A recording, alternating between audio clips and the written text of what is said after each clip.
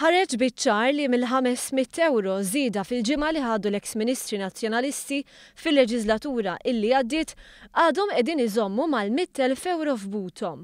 Meta mistoqsi dwar dan il-Kap Nazzjonalista Simon Busuttil għalhekk. Mela grazzi tal-li tajtni l-opportunità illi nfakkar l-ipokresija tal-Gvern preżenti. Għal darb'oħra Simon Busuttil għażel li jitkellem dwar l-importanza tal-politika onesta.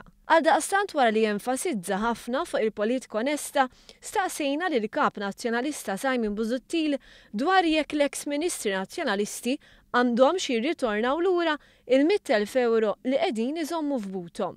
Iżda Busuttil kien skomdu jwieġeb. Iva jew le, ħatkun qed tinsisti ma' kull deputat. Ħatkun qed tinsisti ma' kull deputat li jirreturna lura l-flus. Din l-aggressività, għaliex intkom fil-gvern. Nagħmellek mistoqsija. Sa issa l-eks Ministri Nazzjonalisti qegħdin jażlu li jaħarbu milli jitkellmu dwar il-fatt li qegħdin iżommu 100,000 € f'buthom.